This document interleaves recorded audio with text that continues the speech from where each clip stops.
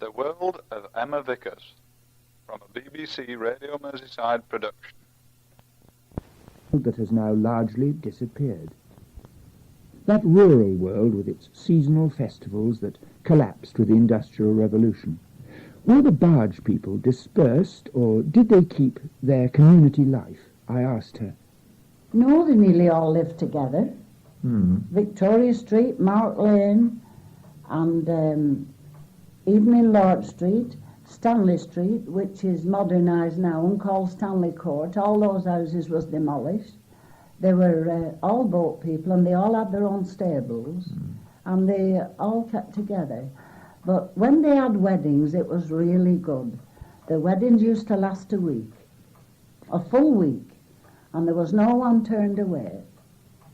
Used to make a very big thing of the weddings, and they didn't bother with the cabs and carriage and pair.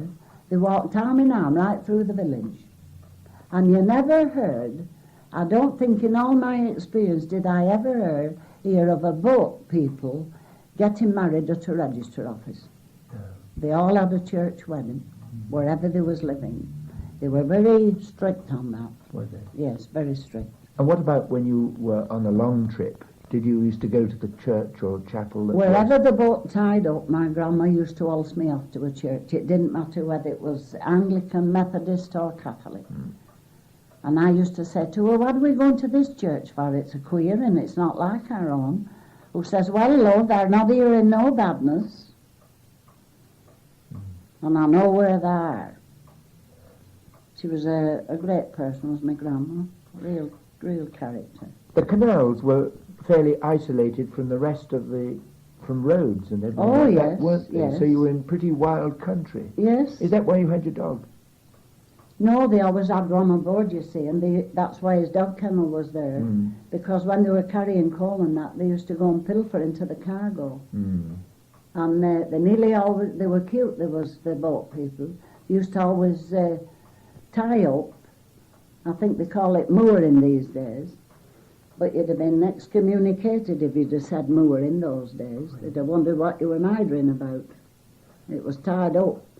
And they used to tie up where there was a pub not so far away, or a grocer's shop, and if they heard that dog bark, they were out, you see. Well, there was a lot of pilfering used to go on otherwise. And they always had a dog, either an Airedale or a fox terrier. Those used to be their favourites. When did they used to paint up these barges? Oh, they used to go into dock every year into dock. And there was an old dockyard by Glover's Bridge here. It was owned by a family of tyers. And even one of the descendants now lives at the house belonging to the dockyard, but he doesn't do any of that boat building now. And they all had special types of paints. Now, my father had his boat, royal blue under forms, on scarlet on seats. What does that mean? Red. Yes. Red paint, scarlet. Yes.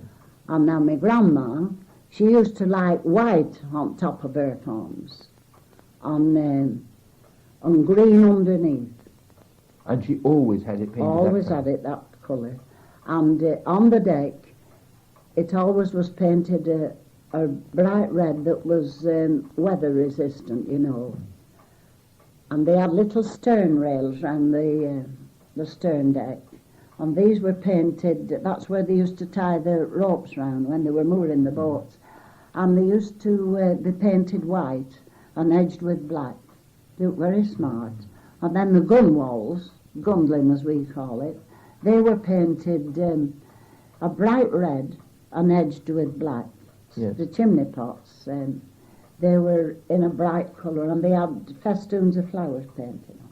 And they always had their the water cask. That was like a little tub, little tub with a square hole cut in, and a tin dipper that they put the fresh water in, and that was filled every day. They called it a house on the road and had it filled every day. And if you wanted a drink of water, you put the dipper in the cask and you had a drink of fresh water. Well, that was always painted with roses and things like that. Their homes was the same. All knickknacks. I think I'm a bit that way, you see. I think that's where I got it from, because I had plenty of knickknacks round. Well, I'm looking round your room now, and I can see that you've got some beautiful horse brasses Yes, on the wall, and they all belong to my family, those. they were on the horses, were they? Yes, yeah. And what about this centre one with three little bells and a tuft of Well, hair on that come out of its box every May Day, and that fitted on the horse's head. Yes. And, well, when I got it handed down to me, you see, my husband had that brass plinth put on it so that I could have it as a stand. And those tiny candlesticks that you see, well, my grandma had them on her stove. On the top of the stairs? Oh, yes, they had the brasses in the cabins just the same. And then they had a little fancy bucket for swilling her off, the boat. And it was swilled off twice a day.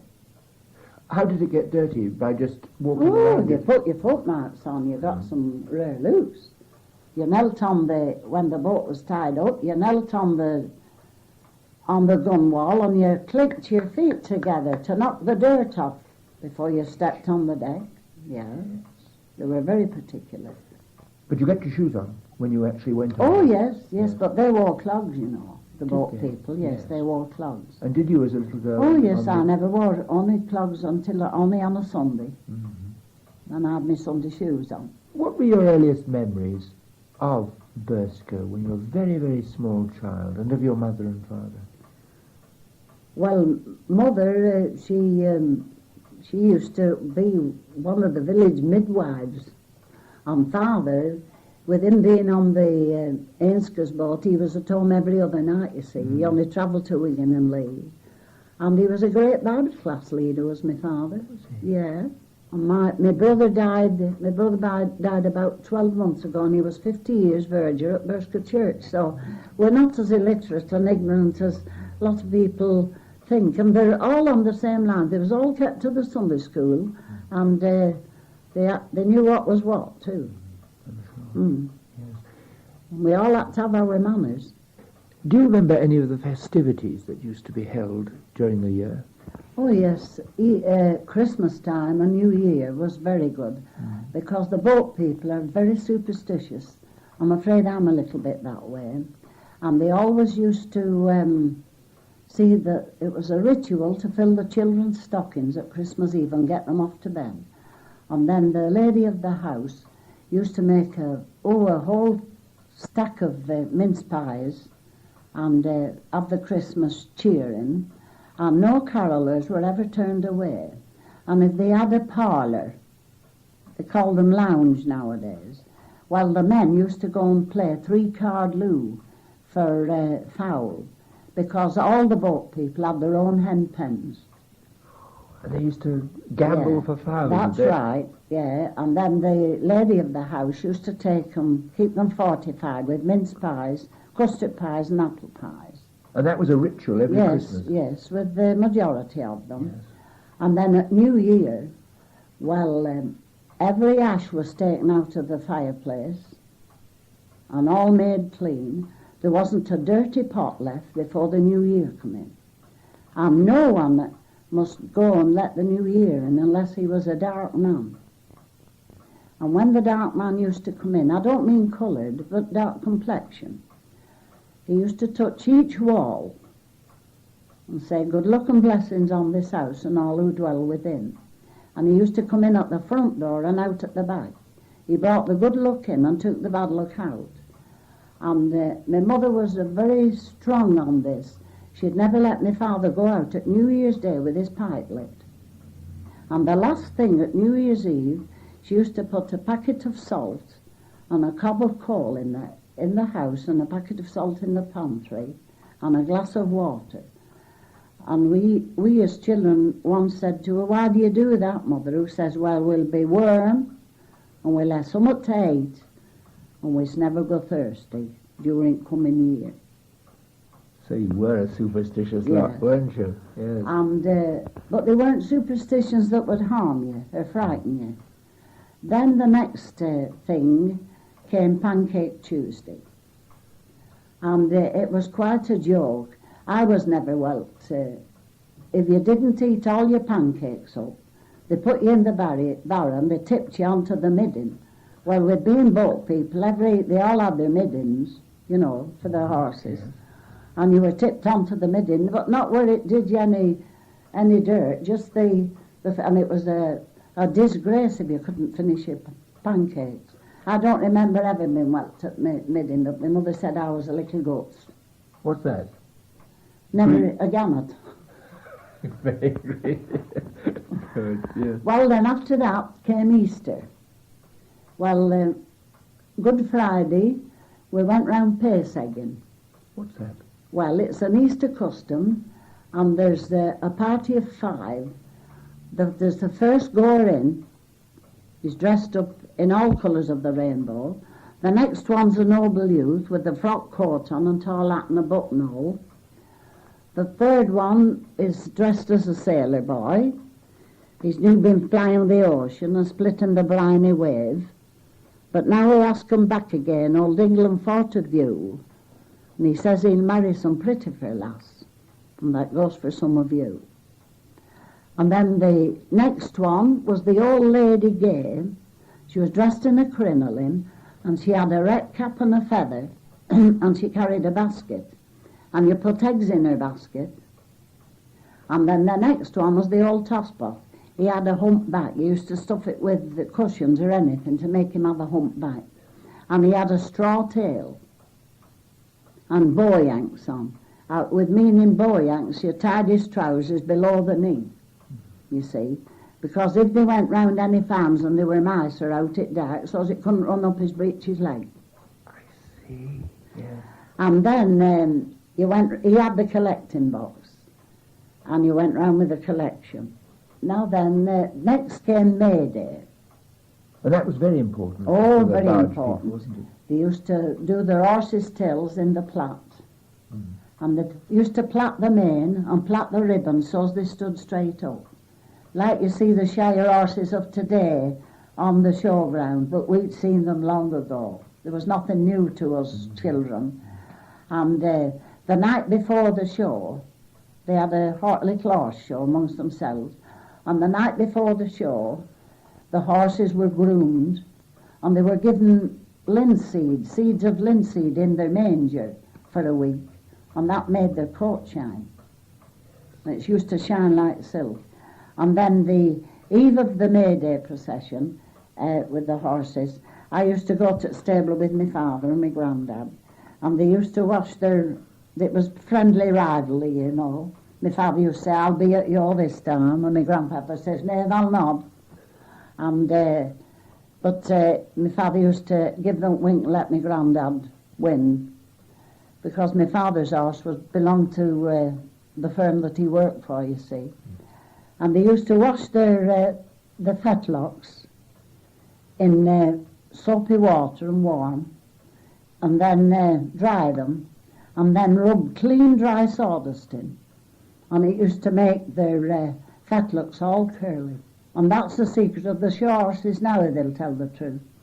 Was there any poverty amongst the... Yes, they were very poor, a lot of them. I never remember being wealthy. Never. But they always paid their way. They paid their way, and they always kept a good pantry. And every time that the boat tied up at their own home, it was a baking day. That was the only time they could have a roast, because they'd no ovens aboard, you see. They'd only the stove, and everything had to be cooked in the pan, either fried or boiled. And when they went on board, they had a huge boat basket, huge one, and it had home-cured bacon in, it had a shank in, a piece of beef, and a piece of pork, and it had custard pies, apple pies, jam pies, and currant shoddies. They're like what you call an Eccles cake of today, but they were made in a big square. And then in the other big basket, that was homemade bread, as you would last them for the week on the trip. They very seldom bought bread. It seems that in the Industrial Revolution, a lot of country people were absorbed in the cities and lost their traditions, Yes, didn't that's they? right. And it seems as though the canal people remained in small communities and preserved. And they still do. And they still do. The old originals, yeah, there's still a few of them knocked about, and their children coming up. Have you noticed big changes in Burscough and round here since you were a child? Oh yes, things are too easy for the housewives of today. You see, they don't know what they're missing. I used to take a delight in baking and doing that, but there's all these washerettes and washing machines, and I doubted they'd know what a dolly tub, a lot of them is, and a dolly leg to do the dolly in. And putting the cloth through 3 waters before you boil them, and then through another water, and then bluing them, then starching them. Of course, there's not that mess in now, and they look just as nice, really. Yes. But some of the old people don't think they're done proper unless they're done the old way. After that, after the May Day procession, well, it used to be the fair. Mm-hmm. And that was quite a ritual. And what was that? Well, on the we called it the rush burying. Now that originated in the olden days when all around here they had no proper pavements or walks in the church aisles. It was all soil, and they used to lay fresh rushes, and the fresh rushes was always ready between the 2nd and the 3rd week in July. And it was such a ritual among the people all round about at their own individual churches that the fairs used to come. Yeah. And it made it, as the years went on, and they still have the fair, but not like it used to be. Because the mother and the father and all the children with the white starched dresses went to Rushburying on a Monday. And they gave them a rare good do. And then they came home and put the children to bed in care of the grandmother, while father and mother went on the village green in the village here. My father with his fiddle, there'd be another one with a melodeon, another one with a concertina, and my father would spell with the banjo too, and they used to take it in turns, and they used to jig up till morning side. Yeah, on the green, as it was called. What a marvellous life it sounds. And then at Christmas we used to have what was called the beef show. And we'd only 2 butchers' shops in Burscough. One was for frozen beef, that's the imported they call it now, and the other was for the English killed. And they used to hang all the turkeys, and the whole carcass of a pig was hung out, and the whole carcass of a cow, all dressed, you know, fixed up. And then in the middle of the window, I always remember, it used to be a sight for sore eyes for us children. There was a pig's head put in the window, and its mouth was open. It had an orange in its mouth. Yeah. And the orange was given to the last customer at Christmas Eve. And we used to fairly pull back, as if we weren't used to having an orange, but it was the thought of having the orange out of the pig's mouth. Say you were on the barge when you were little, and you heard people talking around you, even your grandmother talking to your grandfather and so on. Could you give me a bit of the sort of dialogue that you would have heard at that time in that dialect? Oh, yeah. Go on, My then. grandfather was late on the board. When he did get aboard, my grandma would say, "Where's tu been till now, Billy?" He said, "I've been coming." Who said, "I know he has been coming, and bit smell of the breath has been stopping." He said, "Now wench, I've only had one." Who said, "I'll believe thee. But I'd give him this little wench such a good example. That a look fit her taking her through fields for a walk. Now, Ellen, doesn't her think us is enough fields in me journeys along bank back going up neat taking chart for a walk?" Who says, "Well, I wish that come aboard earlier. I've been out of my mind wondering whether that ford it cooked or not." She never browbeat him, but she was always frightened if he got one over the head, if he slipped and went in the canal, but he never did. That was Mrs. Emma Vickers, a voice of sanity and wisdom from a vanished world.